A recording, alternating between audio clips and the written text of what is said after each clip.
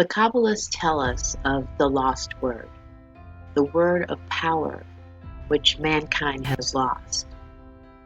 To him who discovers this word, all things are possible. Is this mirific word really lost?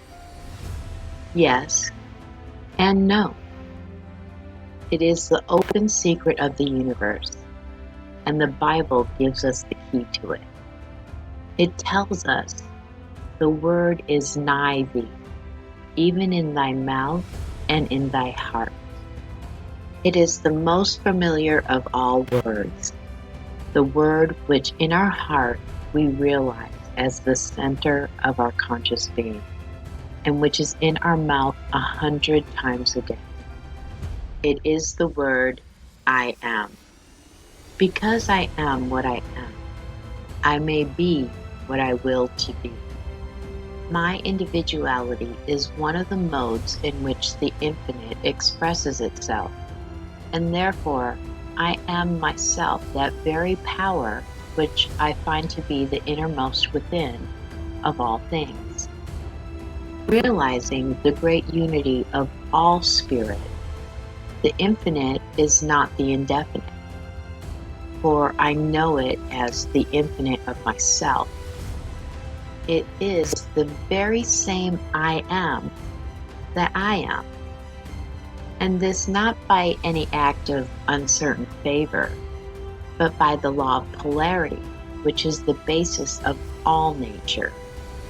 The law of polarity is that law according to which everything attains completion by manifesting itself in the opposite direction to that from which it started.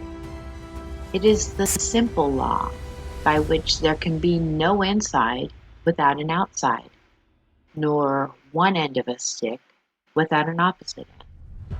Life is motion, and all motion is the appearance of energy at another point, and where any work has been done under another form than that in which it originated.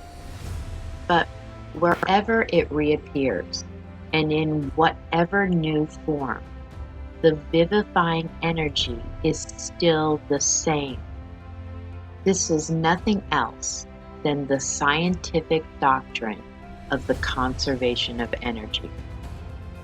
And it is upon this well-recognized principle that our perception of ourselves as integral portions of the great universal power is based. We do well to pay heed to the great teachers who taught that all power is in the I am.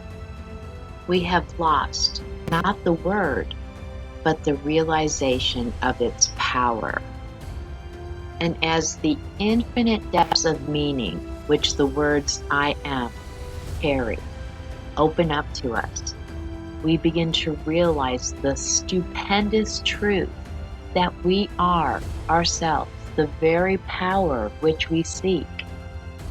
It is the polarization of spirit from the universal to the particular, carrying with it all its inherent powers. Just as the smallest flame has all the qualities of fire. The I am in the individual is none other than the I am in the universal. It is the same power working in the smaller sphere of which the individual is the center. This is the great truth which the ancients set forth under the figure of the macrocosm and the microcosm. The lesser I am reproducing the precise image of the greater, and of which the Bible tells us when it speaks of us as made in the image of God. Beloved, all that I have is thine. It is the Father's good pleasure to give us the kingdom.